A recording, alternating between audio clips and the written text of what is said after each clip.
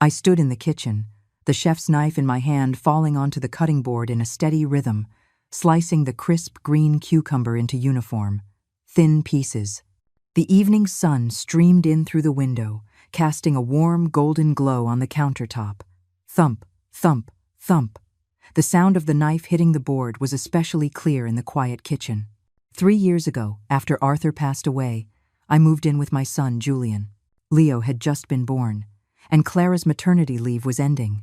She had to go back to work, and they really needed someone to help around the house. I still remember what Julian said when he came to pick me up. "Mom, we don't feel right with you living all alone. Come live with us. You can help look after Leo, too." That phrase, "help look after Leo, too," sounded a bit sharp at the time, but I didn't let it bother me. My grandson needed me. That was enough. I put the sliced cucumbers onto a plate and took 2 tomatoes out of the refrigerator. Julian always loved the meatloaf I used to make. As a child, he could eat 2 huge helpings with a single serving.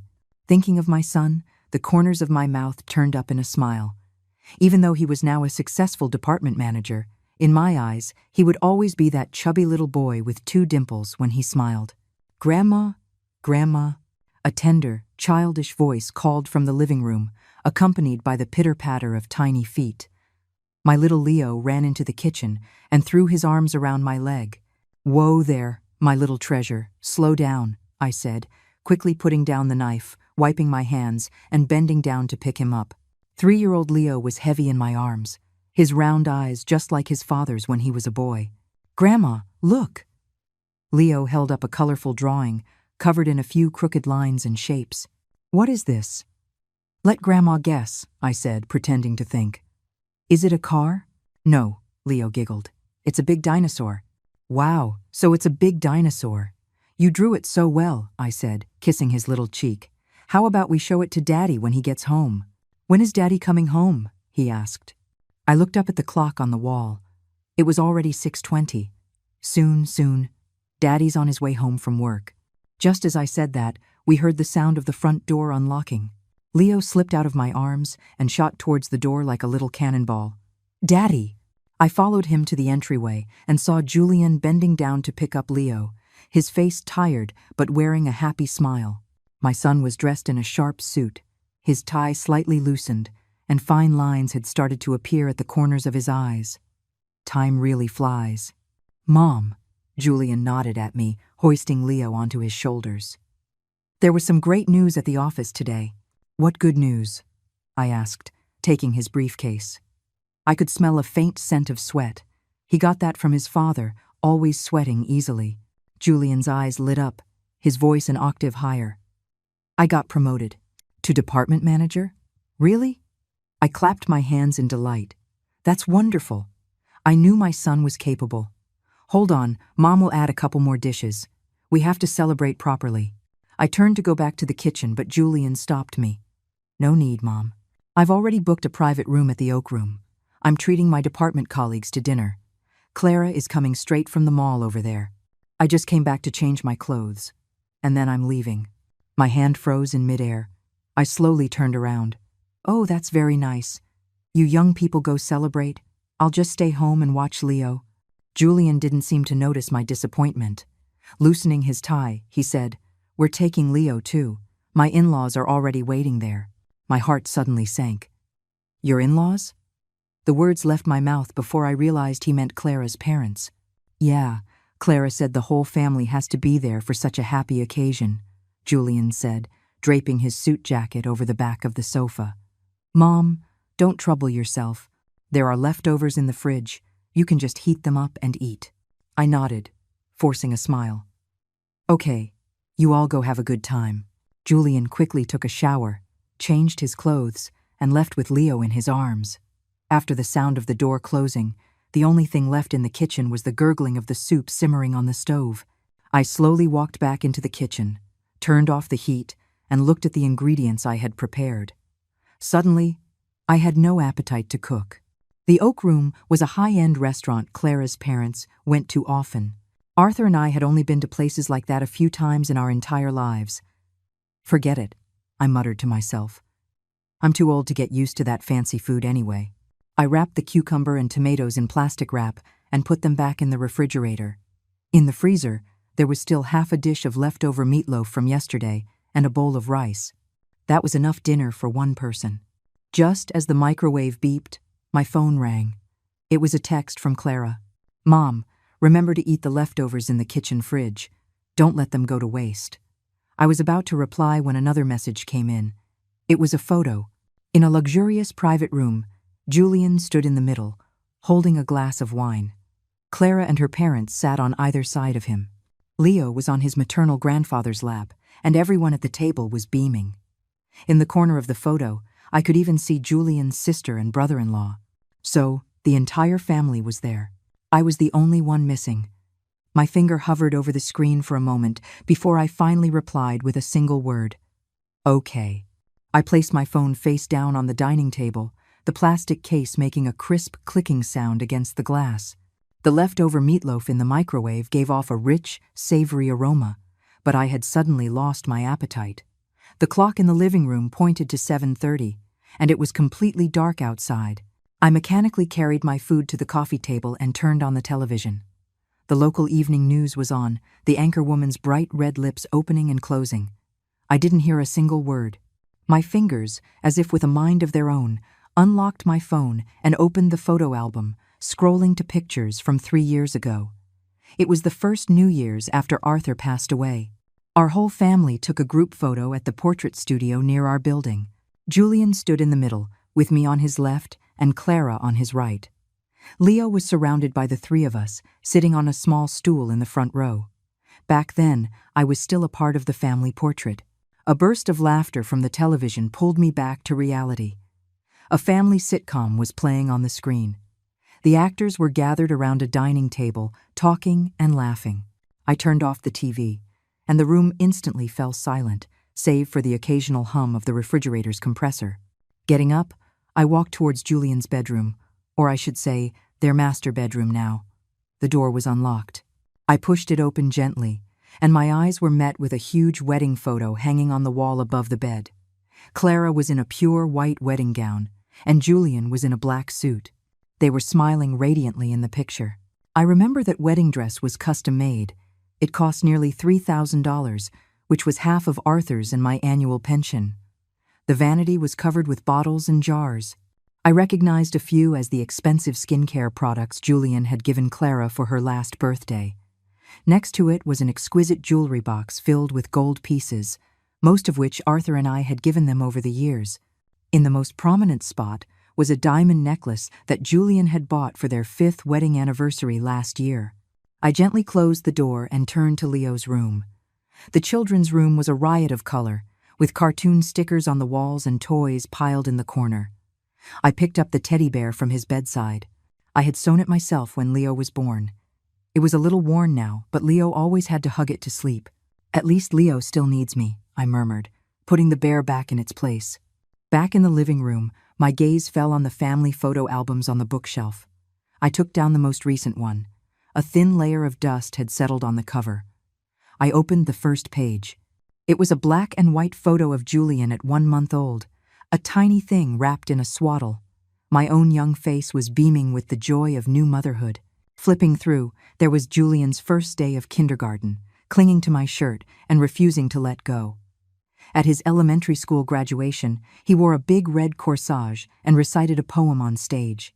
In middle school, he won first prize in a math competition, smiling shyly on the awards podium.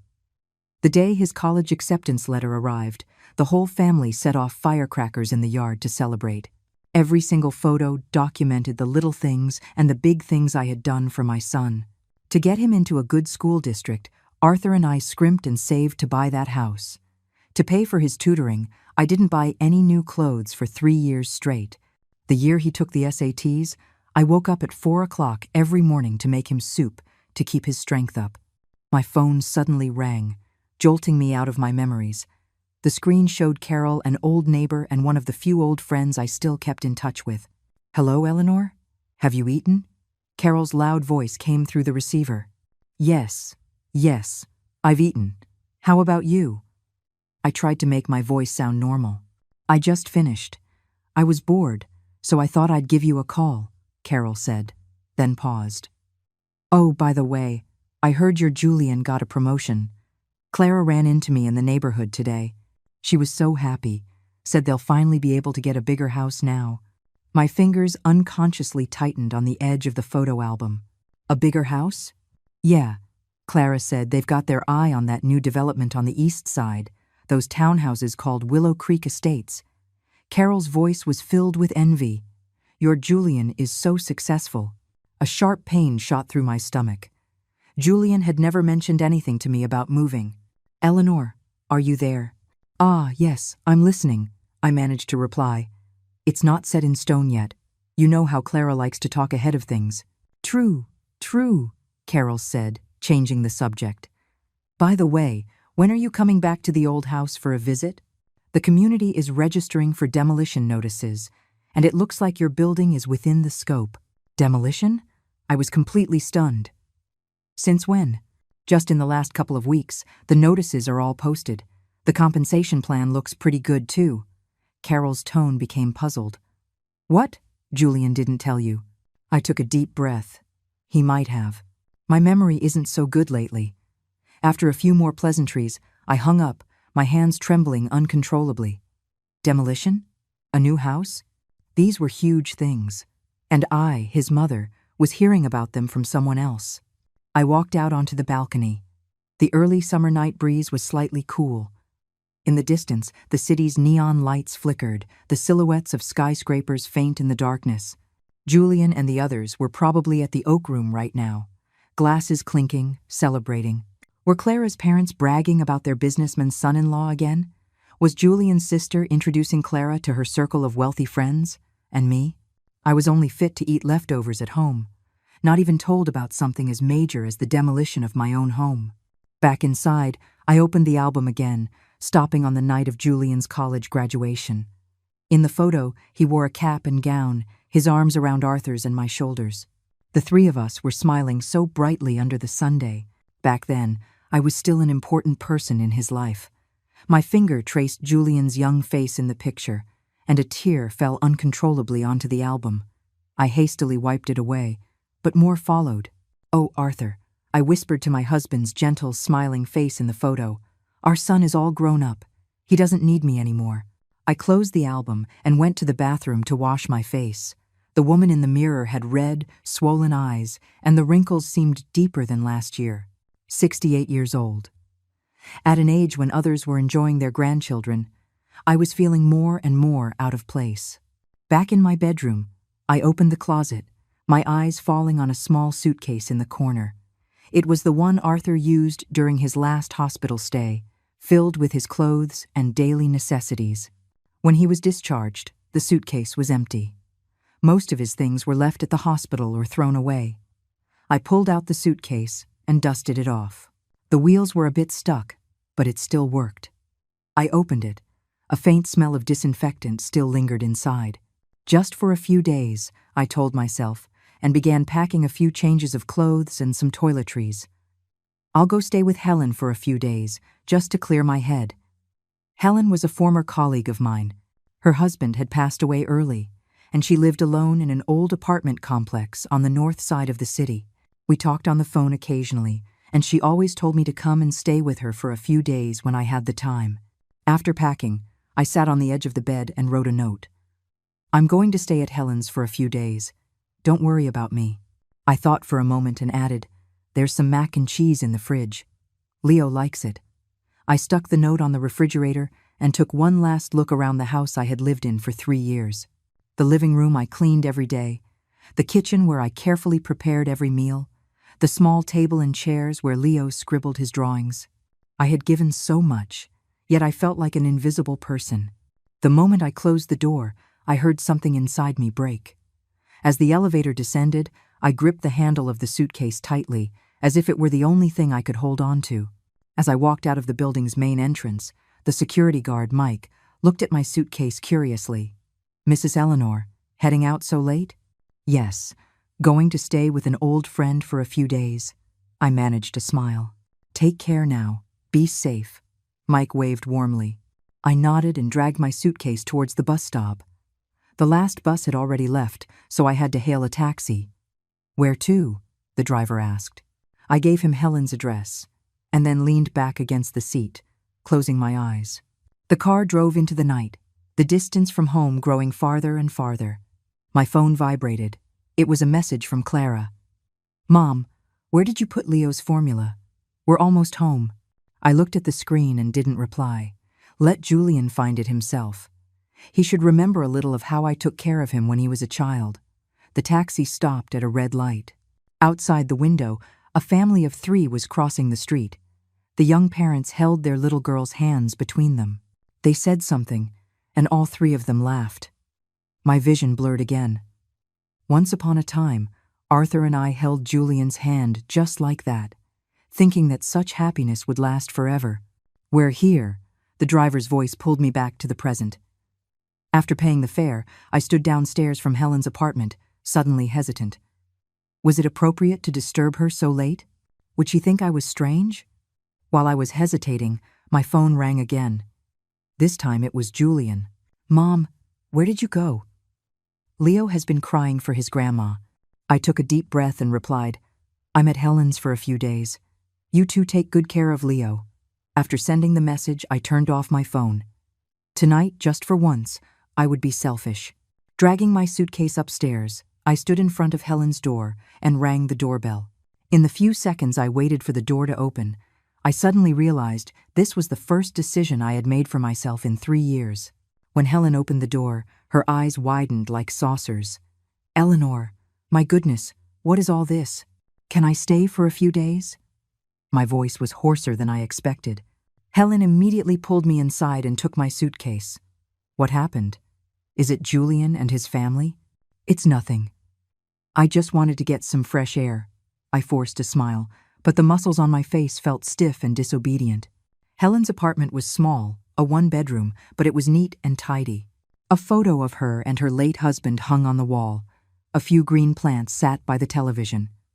The air had a faint scent of sandalwood, and an open book and a pair of reading glasses lay on the coffee table. "Have you eaten?" "I can heat up some soup for you," Helen asked with concern. "No, thank you, I've already eaten." I put down my bag and was suddenly overcome with exhaustion. My legs felt as heavy as lead.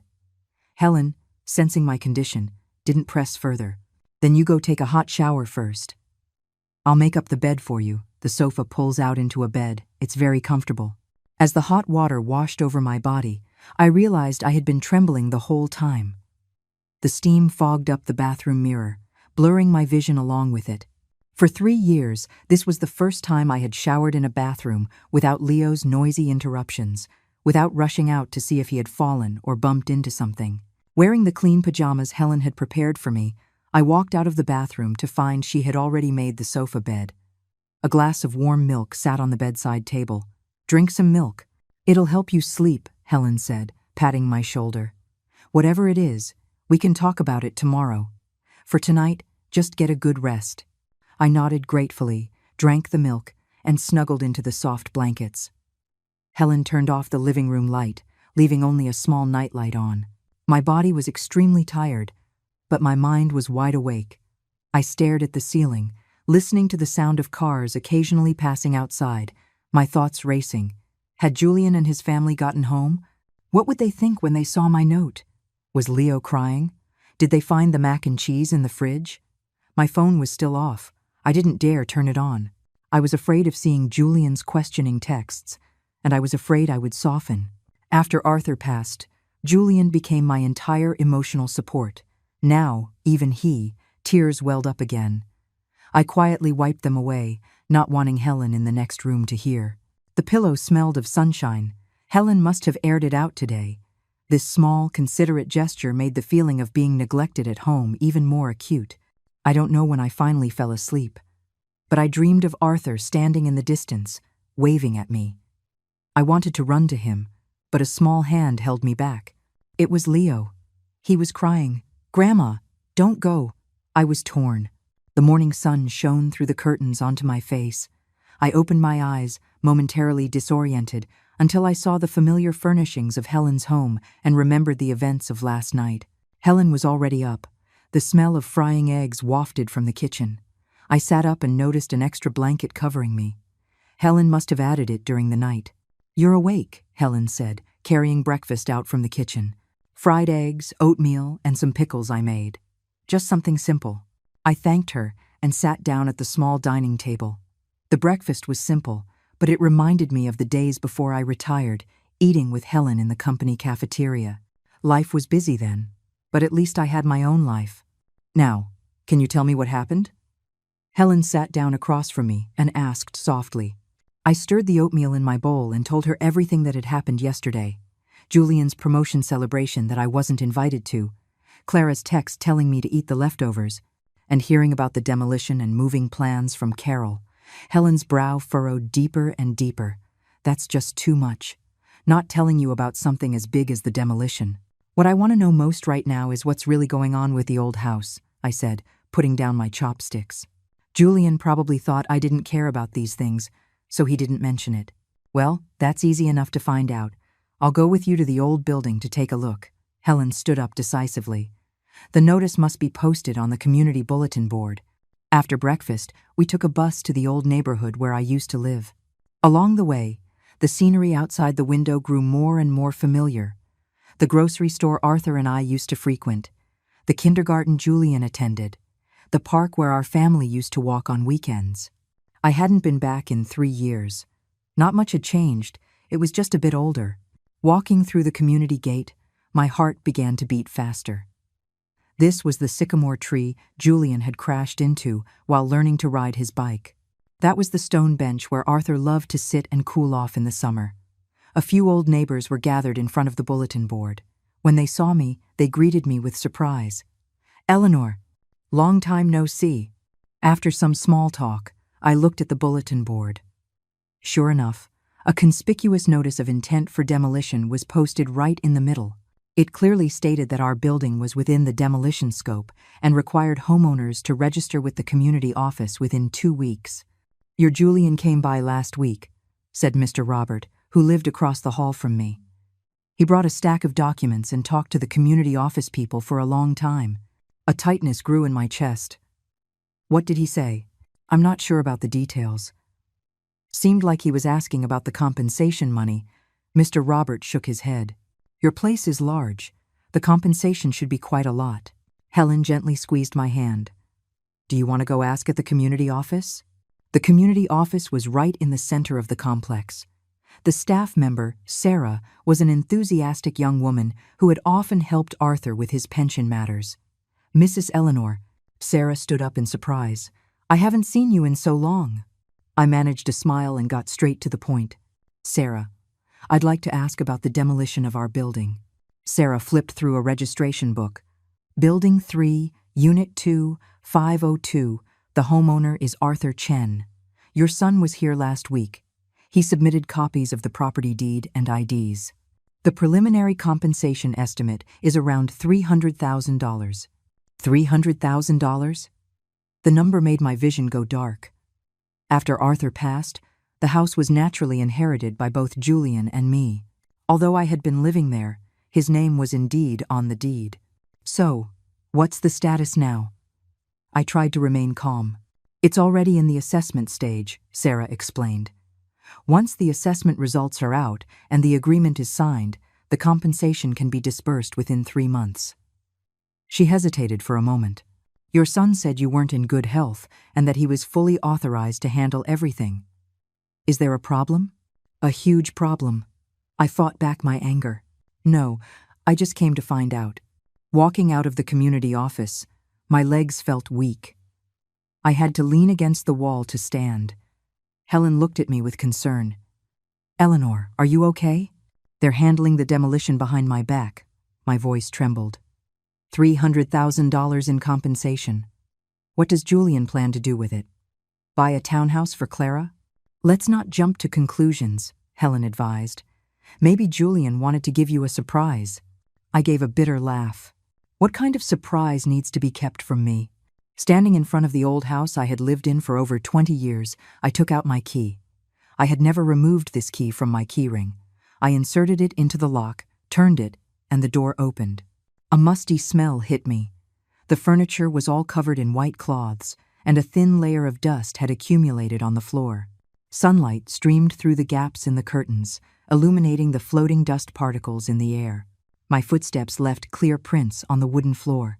Everything here was so familiar: the rocking chair Arthur loved, the porcelain vase I used for flower arrangements, the basketball scuff mark Julian left on the wall in middle school. Our wedding photo still hung above the bed in the master bedroom. A young Arthur, handsome and tall, with me leaning shyly on his shoulder. The photo had yellowed, but the happiness felt like it was just yesterday. In the study, Julian's awards and trophies from childhood were neatly arranged on the bookshelf. Arthur always said he wanted to keep these for his grandson, to let him know how outstanding his father was. Julian's college class schedule was still stuck to the kitchen refrigerator with a magnet I bought on a trip to Washington, D.C. There was a crack on the windowsill by the sink from a cup Julian had thrown in a fit of teenage anger. Every corner held a memory. And now, all of it was about to be leveled by bulldozers. What hurt even more was that my own son planned to handle all of this behind my back. "Eleanor, look at this," Helen said, holding a stack of documents she had found in a drawer in the study. I took the documents. It was the demolition office's assessment report and compensation plan. Julian's signature was already on it. There was also a power of attorney form with a signature that sloppily imitated mine. I knew my own handwriting too well. This was definitely not my signature. He forged my signature. My voice was barely a whisper. Helen gasped. This is illegal." I mechanically flipped through the documents when I suddenly found a note tucked into the last page. It was written by Julian to Clara. "Honey, once the demolition money comes through, don't tell Mom at first.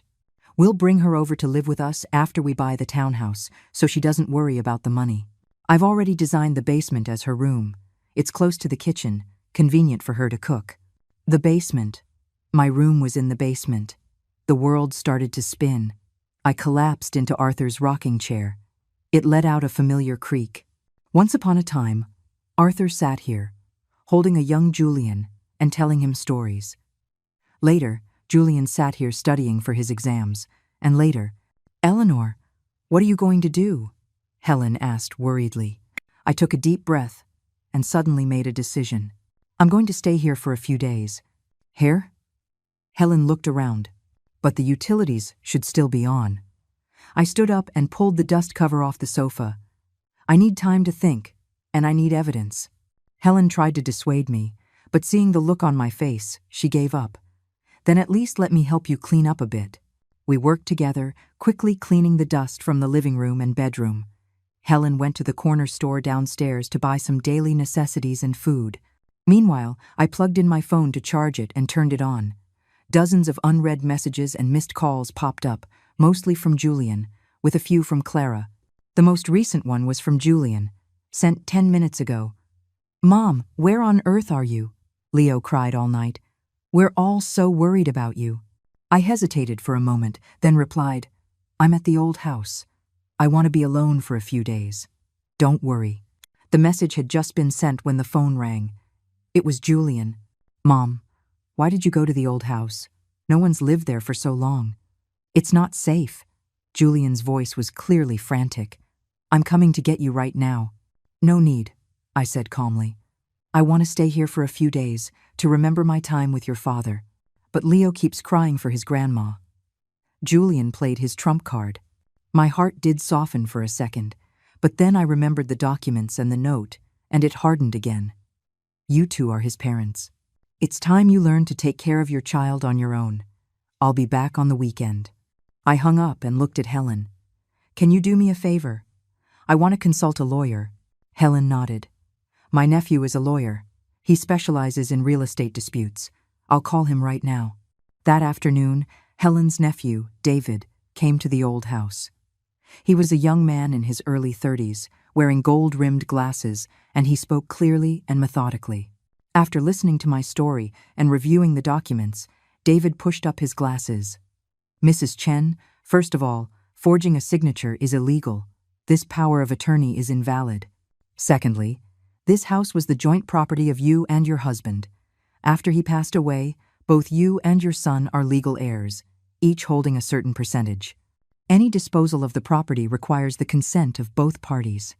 "So what should I do now?" I asked. "First, You should go to the community office and revoke that power of attorney, stating that you do not agree with the current arrangement, David said. Secondly, I suggest you have a serious talk with your son to understand his true intentions. After seeing David out, I sat on the newly made bed, watching the sunset through the window. The old house was quiet. Every evening the sunlight would stream in just like this. Arthur always called it the golden hour. My phone rang again. This time it was Clara. "Mom, please don't be angry. We didn't mean to not invite you to dinner. We just thought you wouldn't like that kind of occasion. Leo really misses you." I didn't reply. It wasn't that I disliked the occasion, it was that I disliked being excluded. It wasn't anger, it was heartbreak. As night fell, the familiar sounds of the old house began to emerge. One by one, the occasional gurgle of the water pipes, the soft whistle of the wind through the windows, the faint sound of the neighbor's television downstairs. These sounds, which once formed the background of my daily life, now sounded so dear. I decided to stay here for a few days to think carefully about the road ahead. 68 years old might not be too old. It might still be possible to start over. When the morning sun filtered through the sheer curtains, I momentarily thought Arthur was still beside me. I reached out to the other side of the bed, only to touch a cold sheet. Only then did I fully wake up. Mornings in the old house were exceptionally quiet. There were no cries from Leo, no hurried footsteps from Julian, no sound of Clara blow-drying her hair. There was only the occasional birdsong from outside the window, and the sound of the old man downstairs clearing his throat. I got out of bed and opened the curtains. The May sunshine streamed in gently. On the balcony of the building opposite, a few neighbors were hanging out their laundry. Old Mr. Zhao from the third floor saw me and waved in surprise. I nodded back in acknowledgement. In the kitchen, I boiled a pot of water and made a cup of jasmine tea. It was left over from 3 years ago, and the flavor had faded, but it would do. Holding the teacup, I stood on the balcony overlooking the neighborhood. In the central garden, a few elderly people were practicing Tai Chi, while children chased each other, a picture of peace. My phone vibrated. It was a message from Helen. "Are you awake? Do you need me to bring you breakfast?" I replied that it wasn't necessary, that I could manage on my own. After hanging up, I suddenly realized this was the first morning in 3 years where no one needed me to take care of them. The breakfast stall at the neighborhood entrance was still there. The lady selling pancakes actually recognized me. "Oh, Mrs. Chen, long time no see. You look the same as ever." I nodded, a warmth spreading through my chest. The smell of the pancakes reminded me of the days I used to buy breakfast for Julian. He would always grab the pancake in a hurry and run off to school, with me shouting after him, "Slow down, don't choke." Back in the old house, I ate my pancake while reviewing yesterday's documents. David was right. I should first revoke that forged power of attorney. But deep down, I still hoped to have a good talk with Julian. I didn't want things to get ugly. Just as I was thinking, the phone rang. The screen showed Julian. I took a deep breath before answering. "Mom, are you okay at the old house?" Julian's voice sounded exhausted. I could faintly hear Leo crying in the background. "I'm fine," I answered calmly. "What's wrong with Leo?" "He's been crying since last night, won't eat his breakfast. He just wants his grandma." Julian sighed. "Clara's going to be late for work, and Mom, when are you coming back?" I gripped the phone tightly, trying to keep my voice from trembling. "I told you, I'll be back on the weekend. You two are his parents. You need to learn to handle these things." "But no buts," I interrupted him. "I've taken care of Leo for 3 years, since he was a baby. You can't even manage for 3 days?" There was a moment of silence on the other end. Then Julian's voice suddenly turned cold. "Fine. Have it your way. But Mom, the old building is going to be demolished soon. You shouldn't stay there too long." My heart sank. "How do you know about the demolition?" "I heard it from the neighbors." Julian was clearly flustered. I have a meeting to get to. I'll hang up now." The call ended. I stared at my phone, a tightness in my chest. He was still lying. I decided not to wait any longer. I would go to the community office today and revoke that power of attorney. The community office had just opened. Sarah was organizing files. She was a little surprised to see me. "Mrs. Chen, you're here again?" "Sarah, I want to revoke the previous power of attorney," I said directly. "What?" Sarah was stunned. "But your son said you weren't well." "I'm perfectly fine." I took out my ID from my bag. The signature on that power of attorney was forged. I knew nothing about it. Sarah's face changed. "This is a very serious matter." "I know," I nodded. "That's why I'm here to clarify the facts. My son and I are co-owners of the property. Any demolition agreement requires both our signatures, correct?" Sarah quickly pulled out the documents. "Yes, according to the regulations. That's correct. Mrs. Chen, would you like to discuss this with your son first?" "No need." My voice was calm but exceptionally firm. "Please help me with the revocation procedure. Also, please notify me directly of any progress regarding the demolition." After completing the paperwork, I walked out of the community office. The sun on my face felt like a weight had been lifted. For the first time in 3 years, I had made a decision for myself. For the first time, I had clearly said no. Back at the old house, I started to sort through some personal belongings. There were still a few of Arthur's clothes in the closet. I took them out and stroked them gently. They no longer carried his scent, but the warmth of his memory was still vivid.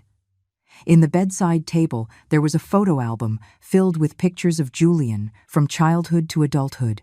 I flipped through them one by one, tears blurring my vision. In the afternoon, Helen came to see me, bringing hot muffins and some homemade pickles. "Did it go smoothly at the community office?" she asked while helping me pack. "I took care of it." I nodded. "Sarah said they will issue a new notice requiring both parties to be present to sign. So, what are you going to do next?" I put down the photo album and sighed deeply. "I don't know. David said I'm entitled to a portion of the demolition money. I could buy a small condo for myself. But what? But I don't want to lose Julian and Leo." Tears finally broke through. "They're my only family." Helen hugged me, gently patting my back. "Silly woman, you're Julian's mother. That will never change. He might be influenced by Clara right now, but blood is thicker than water. One day, he'll understand." As we were talking, the doorbell suddenly rang. Helen went to open the door, then let out a surprised cry. "Eleanor, come and see this." I wiped my tears and walked to the door. The hallway was filled with large and small bags, baby formula, diapers, Leo's favorite snacks, and a few boxes of health supplements. On top of it all was a note. "Mom, we don't know where Leo's things are. Please use these for now. Love, Julian." I crouched down and looked through the items, a mixture of feelings in my heart. What was this? A carrot after the stick? Or did he genuinely care? "Should you call him?"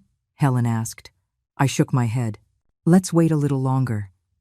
That night, I tossed and turned, unable to sleep. Every corner of the old house reminded me of the past. At 2 a.m, my phone screen suddenly lit up. It was a photo from Clara.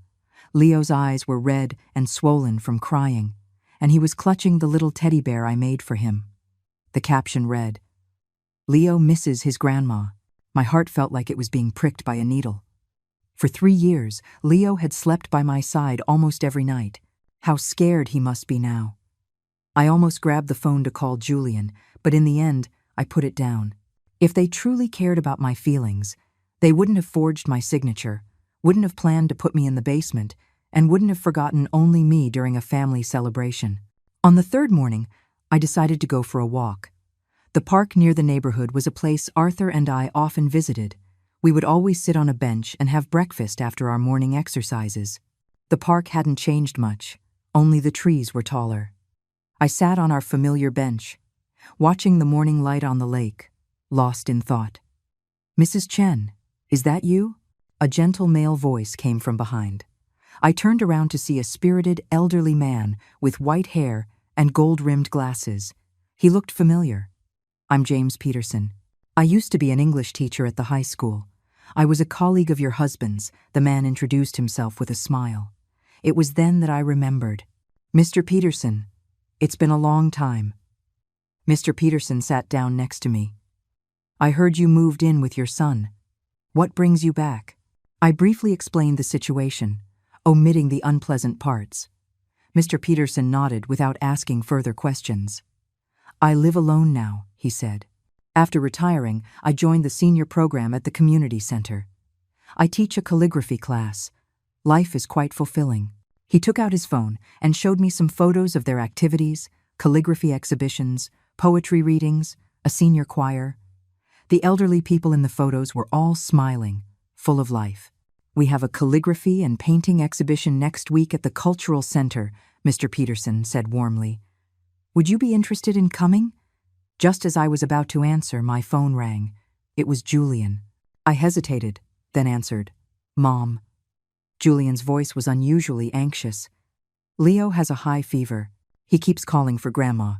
Can you come back and see him? My heart clenched. What's his temperature? 103.1. We just gave him some fever reducer, but it's not going down. Julian's voice was filled with unprecedented panic. We don't know what to do. I gripped the phone, my heart torn. Leo was sick. I should go back and take care of him. But if I went back just like that, what was the point of all my resolve? Mom, I'm begging you. Julian's voice choked up. Leo really needs you. In the end, my love for my grandson won. I'll be right back. After hanging up, I apologized to Mr. Peterson, explaining I had a family emergency. Mr. Peterson nodded in understanding and handed me a business card. Get in touch when you have time. The community center is always open to you. I hurried back to the old house, packed a few essentials, and called Helen to explain the situation. You're going back? Helen sounded worried. Leo is sick. I have to go see him, I sighed. But this time, I won't suffer in silence anymore. Helen called a taxi for me. Before I left, she hugged me tightly. Remember, you deserve to be respected. Call me anytime you need anything. Before getting in the car, I took one last look at the old house. This short escape had made me understand many things. I was no longer just a caregiver, a neglected mother and grandmother. I was a person with rights and dignity, deserving to be heard and respected. The taxi headed towards Julian's house. My heart was no longer as lost as it was when I left. No matter what I had to face next, I had found a part of myself again, the Eleanor who, besides being a mother and grandmother, still had her own life. When the taxi stopped downstairs at Julian's building, a light rain began to fall. I didn't have an umbrella, so I had to cover my head with my bag and run into the building. As the elevator ascended, my heart beat faster and faster, worried about Leo's condition and anxious about the confrontation to come. I inserted the key into the lock. The moment the door opened, I heard Leo's heart-wrenching cries. Without changing my shoes, I rushed directly to the children's room. Leo was lying on the bed, his little face flushed red from the fever, tears and snot covering his face. Clara was clumsily trying to take his temperature, while Julian stood nearby, holding a half-spilled cup of medicine. Seeing me, they both looked immensely relieved. Mom! Julian practically ran over. You're finally back. I ignored him and went straight to the bed, feeling Leo's scorching forehead. Leo opened his teary eyes, saw it was me, and immediately reached out his little hands. Grandma, it hurts. Where does it hurt, sweetie? I asked softly, expertly checking his throat and ears. My head hurts, Leo sobbed. I took the thermometer and measured again 102.7. It was indeed very high. I opened the medicine cabinet, found the cooling patches I always used, and stuck one on Leo's forehead. Then, I soaked a towel in warm water and gently wiped his hands and feet. Have you been to the hospital? I asked, my eyes not on Julian or Clara. Not yet, Clara stammered. We wanted to see if the fever reducer would work first. I took a deep breath, suppressing my frustration. With such a high fever for so long, it could be tonsillitis or an ear infection. He needs to go to the hospital, so we go now? Julian asked, his tone uncertain. Of course, now. I picked up Leo. He quieted down a little in my arms, his small hands clutching my collar tightly. Julian hurriedly grabbed the car keys, and Clara ran into the bedroom to change. Watching their frantic state, I suddenly realized that in the 3 years I had been taking care of Leo, they had barely participated in his daily care. They didn't even know the most basic responses. The emergency room at the children's hospital was always crowded. We waited for nearly an hour to see a doctor. The diagnosis was acute tonsillitis, requiring an IV drip of antibiotics. Leo burst into tears at the sight of the needle. I had to hold him, softly humming his favorite nursery rhyme to calm him down. As the nurse inserted the four, Julian and Clara stood by, helpless. The nurse gave them a strange look. The parents can help hold the child still. Only then did Julian step forward and awkwardly hold Leo's leg. The moment the needle went in, Leo cried even louder. My heart ached so much I almost cried too. It was late at night by the time the IV drip finished. Leo's fever had subsided a little, and he'd fallen asleep in my arms. On the way home, the car was silent, except for the sound of the rain hitting the windows and Leo's steady breathing. When we got home, I settled Leo in his bed and stayed by his side. Julian and Clara hovered at the doorway, seeming to want to say something but not daring to. You two go get some rest, I said without turning my head. I'll stay with Leo tonight. They left as if granted amnesty. I listened to their footsteps recede and sighed softly, tucking Leo in. At 3 a.m, Leo's fever finally broke, and his breathing became steady. I leaned back in the chair by his bed, exhausted but unable to sleep. My phone screen lit up. It was a message from Helen. How's Leo? Do you need my help? I replied. We've seen a doctor. He's stable now. Helen quickly replied. That's good. By the way, my nephew said if you need legal advice, you can contact him anytime. I had just put down my phone when I heard a soft knock on the door. Julian was standing there, holding a glass of warm milk. Mom, thank you for your hard work. He handed me the milk. Is Leo better? I took the milk and nodded. The fever's gone. He should be fine. Julian sat down by the bed, looking at the sleeping Leo, hesitating to speak. After a moment of silence, he finally said, Mom, where were you these past few days? We were really worried. I was at the old house, I said calmly. I saw the demolition notice, and I saw the power of attorney you forged with my signature. Julian's face turned pale instantly. Mom, let me explain. Explain what? My voice was still calm, but each word was as cold as an icicle. Explain how you handled the old house behind my back? Explain how you and Clara planned to use the demolition money to buy a townhouse? Or explain how you planned to have me live in the basement? Julian's eyes widened, clearly not expecting me to know so much. Mom, it's not what you think. We wanted to give you a surprise. Enough, I hissed, keeping my voice low so as not to wake Leo. You're still lying. Julian hung his head, his hands wringing nervously. I'm sorry, Mom. It was Clara. She said you were getting old, that we should just handle these things. So in your eyes, I'm already senile, not worthy of knowing my own house is being torn down? My voice trembled. Julian, that house was your father's and my life's work. And you so easily... Mom, Julian suddenly grabbed my hand. After the demolition money comes, we'll definitely give you a share. It's just that Clara has always wanted a bigger house, and you know how real estate prices are now? I pulled my hand back, feeling a chill in my heart. So how much were you planning to give me? A room in the basement? Julian was speechless, his eyes darting away. Just then, Leo turned over in his sleep and murmured, Grandma. We both looked at him, speechless for a moment. Go to bed, I finally said. We'll talk tomorrow. Julian, as if granted another amnesty, quickly left the room. I leaned back in the chair, looking at Leo's sleeping face, tears streaming down silently.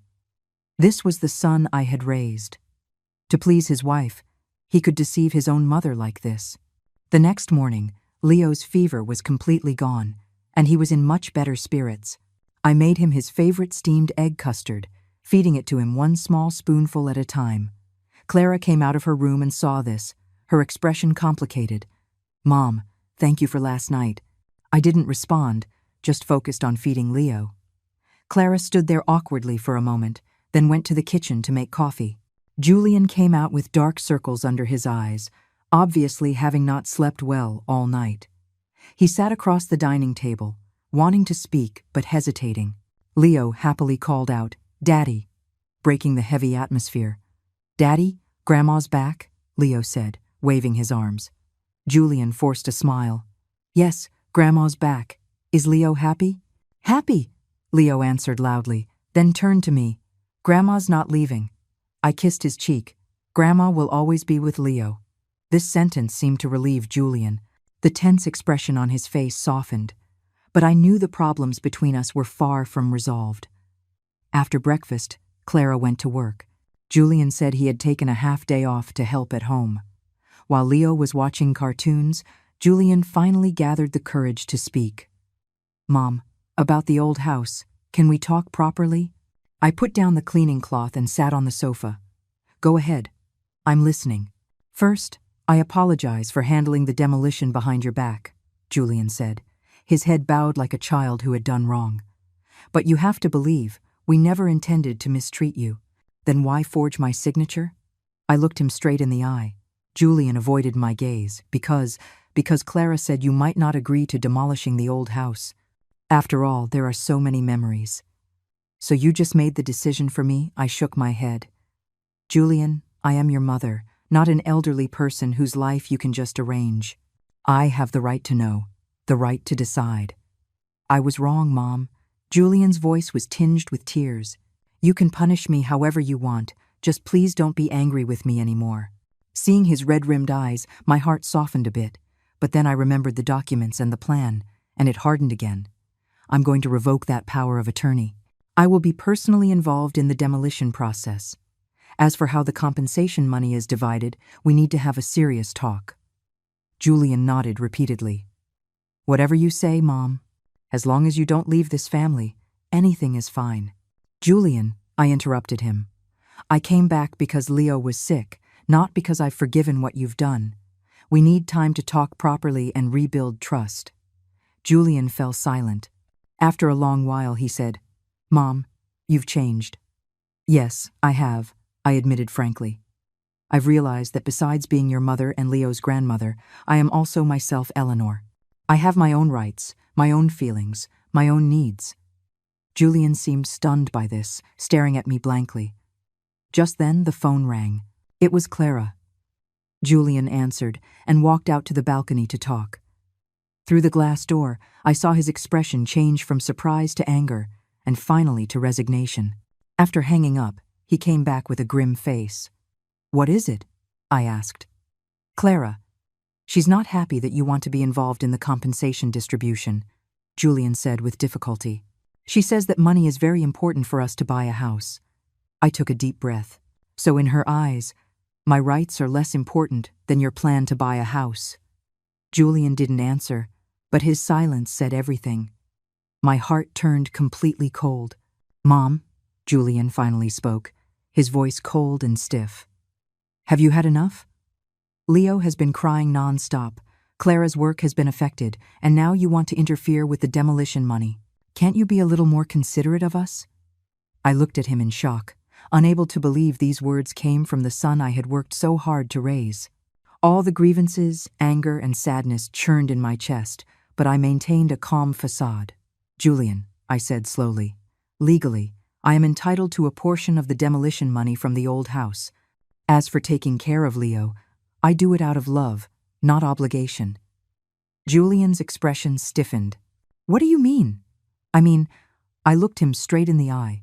If you and Clara think I'm just a free nanny and a cash machine you can dispose of at will, you are mistaken.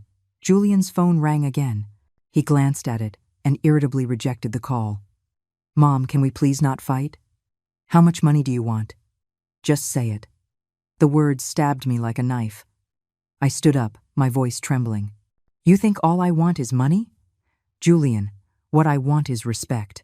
To be treated as a person with thoughts and feelings, not an accessory in your lives. Leo was frightened by our argument and started to sob. I quickly went to him and held him, soothing him softly. Julian stood by, his expression complex. Once Leo calmed down, I decided to bring up the key issue. The demolition appraisal is about $300,000, right? Julian was clearly flustered. How? How did you know? I asked at the community office, I said calmly. They also told me you had already submitted the documents, intending to handle everything yourself.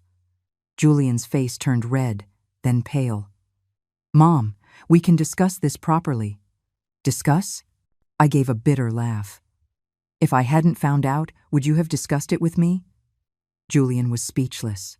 He turned and walked to the balcony to call Clara again. This time, he kept his voice very low, but I still caught phrases like, "My mom knows everything. She's going to revoke the power of attorney, and what do we do?" After the call, Julian's attitude suddenly changed. "Mom, Clara said she wants to treat you to dinner tonight, to have a good talk. I sense there must be a reason behind this sudden shift. No need. We can talk at home if there's anything to say."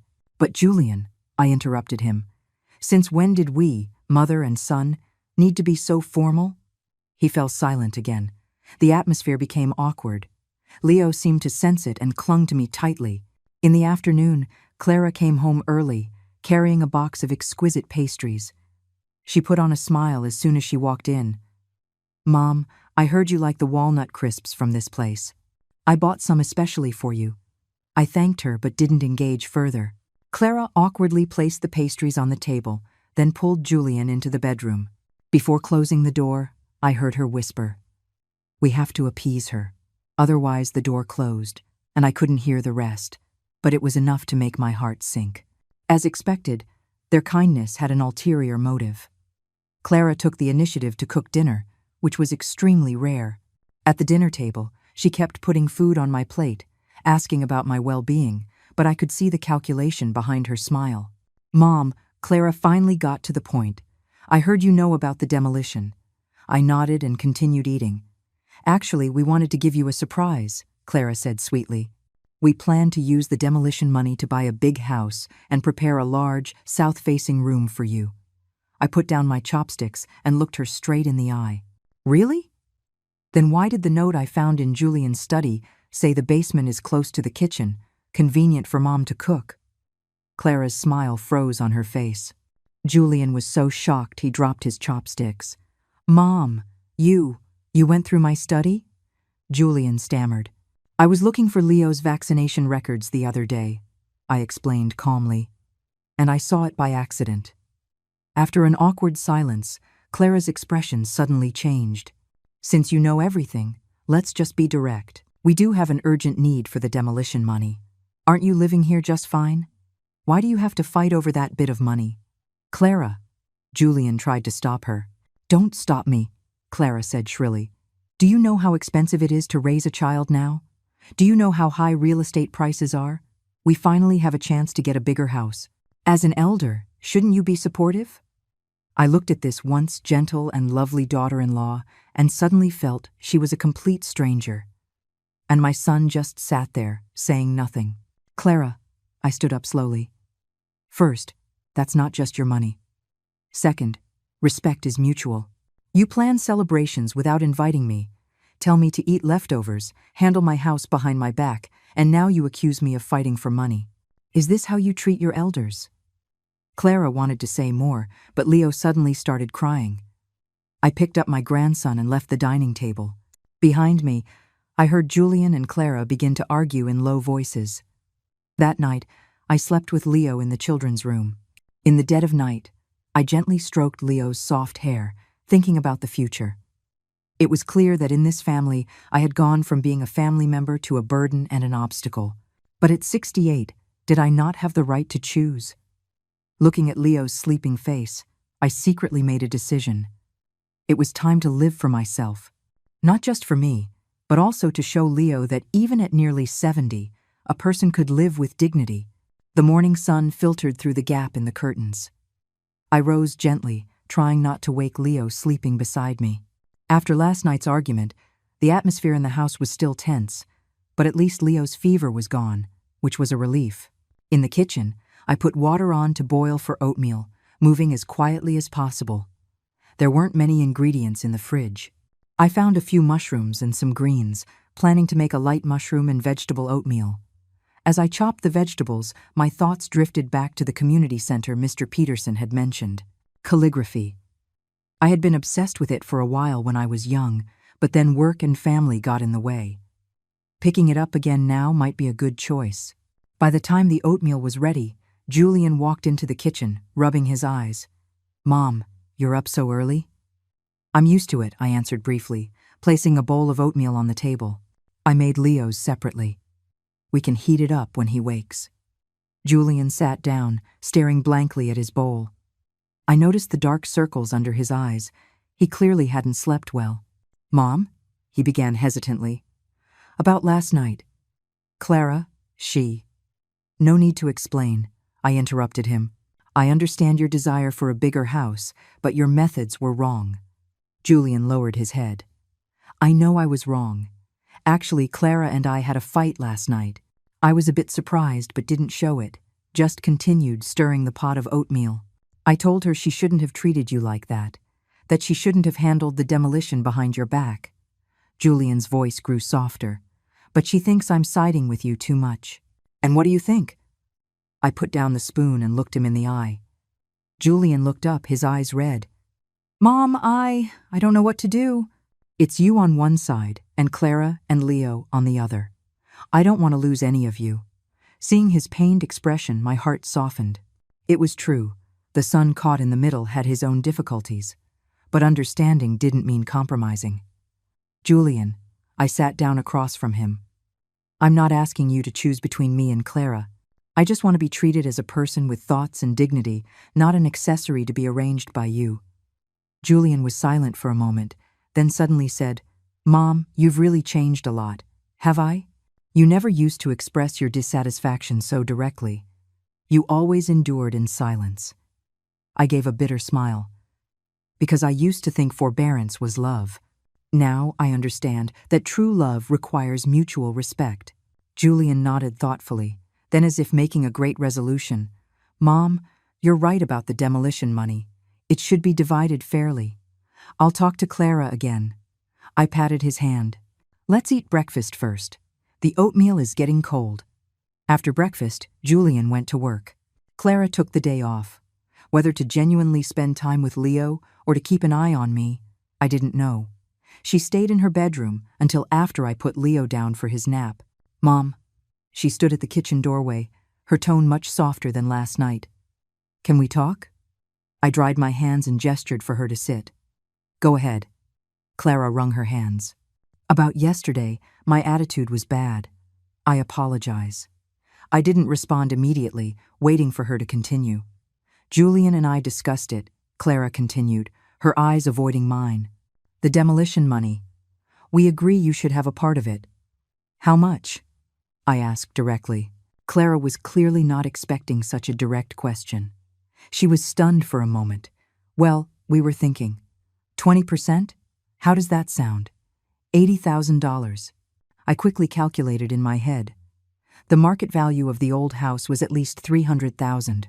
Legally, I was entitled to at least half. "Clara," I said calmly, "do you know how much I'm entitled to by law?"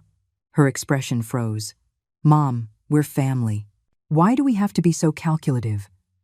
"If we were really family," I interrupted her, "you wouldn't have forged my signature, you wouldn't have planned for me to live in the basement, and you wouldn't have forgotten only me during a family celebration." Clara's face turned ugly. "Mom, are you trying to settle scores with us?" Not settling scores, but being reasonable, I stood up. "I will consult a lawyer about the demolition money. I won't give up what's mine, and I won't take a penny that isn't." Clara shot up from her chair, which scraped harshly against the floor. "Fine. Since you want to tear things apart, don't blame us for being merciless."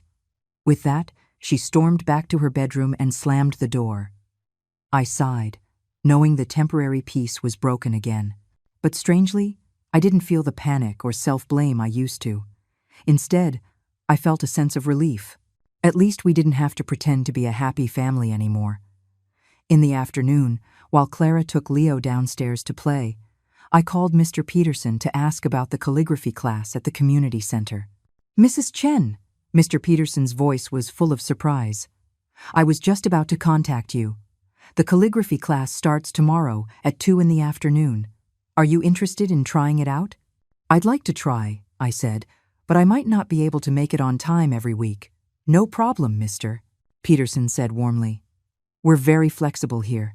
You're welcome any time." After hanging up, I felt a long-lost sense of anticipation. Calligraphy. I wondered if my hands, which hadn't practiced in over 30 years, could still write well. In the evening, Julian worked late and didn't come home for dinner. The dinner table was just me, Clara, and Leo. The atmosphere was so heavy that even Leo noticed, eating his food quietly without a word. After dinner, Clara took Leo straight to his room, leaving me alone in the living room. I turned on the TV but couldn't focus. My phone vibrated. It was a message from Helen. "How are things? Is the situation at home any better?" I replied, "Calm for now, but the problem isn't solved. I'm thinking of going to the community center tomorrow." Helen quickly replied, "Good idea. Getting out will do you good. By the way, my nephew said if you need legal help, you can call him anytime." I thanked her and put down my phone. Legal action was the last resort. I still hoped to resolve things peacefully with Julian and his family.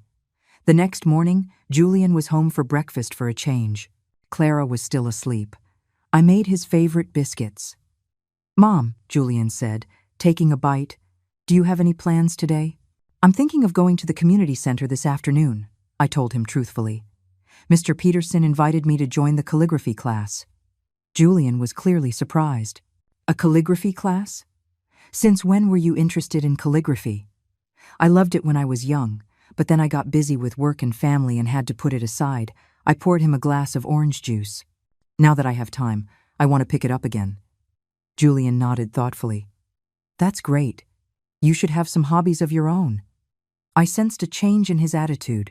"Did Clara say something to you?" Julian put down his fork and sighed. "She said you threatened to get a lawyer to divide the demolition money." "I didn't threaten. I corrected him. I just said I would consult a lawyer to understand my rights." "Mom," Julian suddenly grabbed my hand, "let's not take it that far, okay? A family suing each other. It would be so ugly." Looking at his pleading eyes, my heart softened. "Julian, I don't want that either, but you both must respect my rights and my feelings." He nodded. "I understand. I'll try to talk to Clara again." After breakfast, Julian went to work. Clara got up and took Leo straight to her parents' house without even saying goodbye. I was alone at home and felt a sense of relief. At 1:30 in the afternoon, I packed a small bag and took the bus to the community center. On the bus, I watched the street scenes flash by, remembering the days when I used to carry my art supplies to class. Back then, I too had artistic dreams. The community center was on the 3rd floor of the cultural building, spacious and bright. The hallway was decorated with artworks by the members. Although the skill levels varied, you could see the heart poured into each piece. "Mrs. Chen." Mr. Peterson greeted me from a classroom, warmly shaking my hand. "I'm so glad you came." He showed me around the facility, introducing me to a few active classes, the choir, the painting class, the Tai Chi group, and finally, we arrived at the calligraphy classroom. A dozen or so silver-haired students were practicing. They nodded and smiled kindly when I entered. "Today, we're learning the basic strokes of standard script." Mr. Peterson introduced me to the class. "This is Mrs. Chen. She was a middle school art teacher before she retired and has a good foundation in calligraphy." I quickly waved my hands. "I haven't practiced in years. I'm starting from scratch now." Mr. Peterson sat me next to a kind-looking old lady. "This is Pat. She's the life of our class." Pat smiled and handed me a brush. "Mrs. Chen, welcome to our Sunset Glow team." The classroom was filled with a relaxed and cheerful atmosphere. When I dipped the brush in ink and made the first stroke on the paper, a long-lost sense of tranquility washed over me. Horizontal, vertical, left-falling stroke. The basic strokes were rusty, but the feeling was slowly coming back. "Relax your wrist," Mr. Peterson guided softly. "Yes, just like that. You have a very good foundation." When the 2-hour class ended, I was left wanting more. Pat enthusiastically invited me to join their after-class tea party, and I gladly accepted. At the tea party, the elderly members spoke freely, talking about calligraphy, life, and their families. When I mentioned the conflict with my son and daughter-in-law, Pat patted my hand. "My 2 sons are even worse. They almost came to blows over demolition money. They don't even speak to each other now." Another old gentleman said, "When children grow up, they have their own lives. We old folks have to learn to find our own fun and not revolve around them. Listening to everyone's stories, I suddenly realized that so many elderly people faced similar difficulties. The difference was that some chose to suffer in silence, while others bravely fought for their dignity. On the way home, my mood was much lighter. I passed a stationery store and went in to buy some paper and an inkstone, planning to practice at home. I opened the door to my son's house and was surprised to find Julian and Clara both in the living room. Leo was on the floor playing with blocks. Seeing me, Julian immediately stood up. "Mom, you're back. How was the calligraphy class?" "It was great," I answered briefly, noticing a cake box on the coffee table. "Mom," Clara began, her tone softer than yesterday, "we bought your favorite chestnut cake. We wanted to have a good talk with you." I put down my bag and sat in the armchair. "Go on." Julian and Clara exchanged a look. Then Julian said, "Mom, we've discussed it. We can give you 1/3 of the demolition money. The rest will be used for the new house, and we'll have a south-facing bedroom for you." I noticed he looked at Clara when he said we've discussed it. Clearly, this decision was something Clara had reluctantly agreed to. "And the basement?" I asked directly. Clara's face flushed. That was just a thoughtless idea before. "In the new house, you'll of course live upstairs." I didn't respond immediately, instead looking at Leo. The little guy was focused on his blocks, a serious look on his face. His t-shirt collar was dirty, and his nails were a bit long, details I usually took care of. "Leo," I called softly, "come to Grandma." Leo immediately dropped his blocks and ran over, stumbling into my arms. I stroked his hair and smelled the familiar scent of his baby shampoo. My heart softened. "Mom," Julian took the opportunity to say, "is this arrangement okay? We're a family. We can discuss and solve any problem." I took a deep breath. "Julian, Clara, I can accept the 1/3 distribution plan, but I have one condition." "What condition?" Clara immediately became alert. "I need to have my own independent living space and time," I said calmly. "For example, I'll go to the community center 3 days a week, and you two will take care of Leo yourselves." Clara frowned. "But Clara," I interrupted her, "Leo is already 3 years old. You are his parents. You should take on more responsibility." "I can help, but not do everything." To my surprise, Julian nodded first. "Mom is right. We should spend more time with Leo." Clara glared at him, but didn't object further. "Also," I continued, "I want to be involved in the design of the new house. I will decide on my own room." This time, Clara clearly hesitated, but Julian squeezed her hand, and she reluctantly nodded. "Okay, then it's settled." I picked up Leo. "Now, who's going to tell me why Leo's nails are so long?" Julian and Clara looked at each other, both embarrassed. I shook my head, took out the child's nail clippers from the drawer. "Watch, I'll teach you how to cut Leo's nails." That evening, the atmosphere at home eased considerably. Although Clara was still a bit unnatural, at least she wasn't giving me the cold shoulder. Julian was visibly relieved and even tried some of my calligraphy practice sheets, praising my talent. Before bed, I sat on my bed and looked through the photos I took today on my phone, the group photo from the calligraphy class, the harmony in the family piece I wrote, Leo's focused face as he played with his blocks. Suddenly, a new message popped up. It was from Mr. Peterson with next week's class schedule, followed by a sentence, "Mrs. Chen, your brushwork has a lot of spirit. Keep it up, and you'll surely achieve great things." I smiled, put down my phone, and turned off the lamp. In the darkness, I felt for the first time that beyond the roles of mother and grandmother, I could also be Mrs. Chen, the student, and that young girl who once had artistic dreams. The morning sun streamed through the sheer curtains. I opened my eyes and took a moment to realize it was Saturday. Leo didn't have to go to preschool, and for once, Julian and Clara were both home. After getting up and washing, I tied on my apron to make breakfast. In the kitchen, I fried eggs while thinking about yesterday's calligraphy class. Mr. Peterson taught us the 8 principles of Yong, the foundation of standard script. My wrist was still a little sore, but the long-lost feeling of concentration was captivating. "Grandma?" Leo ran into the kitchen barefoot and hugged my leg. "I want a fried egg." "Okay, Grandma's making them right now." I bent down and kissed his cheek. Go wake up Mommy and Daddy. Leo bounced off. A moment later, Julian walked in, rubbing his eyes.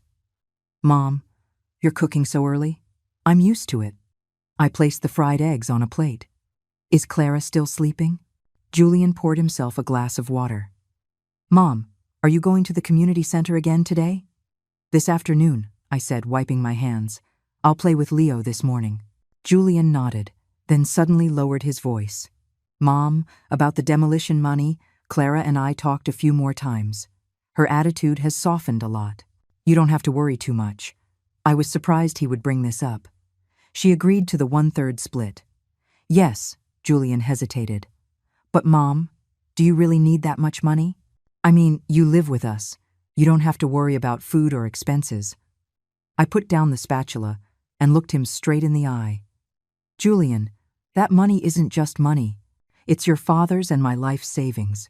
It's my security and my dignity. Besides, who knows what the future holds? What if I get sick and need a caregiver? Julian immediately said, Mom, why would you think that? Clara and I will definitely take care of you. I didn't argue, just smiled. I hope so. After breakfast, Clara finally got up, looking unwell. She ate a little, then said she had to go out. Working on a Saturday? Julian asked. Meeting a friend to look at houses, Clara glanced at me. Since Mom is taking 1/3 of the money, we have to reconsider our budget. Julian gave me an awkward look. Clara, it's all right, I said calmly. You should plan carefully. By the way, can I see the floor plans for the new house? Clara hesitated. They're still in the design phase. I'll show you when they're finalized. After she hurried out, Julian explained. Clara is just anxious. She actually respects you a lot. Julian, I interrupted him, you don't always have to make excuses for Clara. I know what she's thinking. Julian closed his mouth sheepishly and went to build blocks with Leo. After cleaning the kitchen, I took out the paper and brush I bought yesterday and started practicing at the dining table. Horizontal and vertical strokes, left falling and right falling. The ink marks on the paper were still not smooth, but they were better than yesterday's. Leo came over curiously. Grandma, are you drawing? This is writing, I explained with a smile. Grandma is learning calligraphy. I want to learn too. Leo excitedly climbed onto a chair. I held his small hand and showed him how to hold the brush. Come, Grandma will teach you to write Leo. Julian watched from the side and suddenly took out his phone to take a picture of us. Mom, you teaching Leo to write is such a heartwarming scene. At noon, Clara didn't come back for lunch. Julian ordered takeout. After lunch, Leo took a nap, and I prepared to leave for the community center. Mom, Julian said at the door, holding my bag for me. Be careful on your way. This small gesture of concern warmed my heart. Okay. You two take good care of Leo. The community center was especially lively today. They were holding an art exhibition next week, and everyone was busy preparing their work. Mr. Peterson saw me and greeted me warmly. Mrs. Chen, perfect timing. We're short on hands to set up the exhibition area. Can you help? I gladly agreed and worked with several other members to hang paintings, stick labels, and arrange the displays. Pat chatted with me while we worked. Mrs. Chen, did you resolve your family matter? It's calmed down for now. I briefly explained the compensation plan. But they still won't show me the floor plans for the new house. Pat snorted. Be careful. They might be up to something. My son was like that too. Said all the right things. But in the end, Mr. Peterson came over, interrupting our conversation. Mrs. Chen, would you be willing to do a live calligraphy demonstration at next week's exhibition? I think your standard script is very solid. I quickly declined. I've only had 2 classes. I can't possibly make a fool of myself in public. Don't be so modest. Mr. Peterson smiled. Consider it encouragement for the other new students. I reluctantly agreed, but my heart was pounding. Could my calligraphy, neglected for so many years, really be presented to others? After the event, Mr. Peterson stayed behind to help me practice. He patiently corrected my grip and explained the force behind each stroke.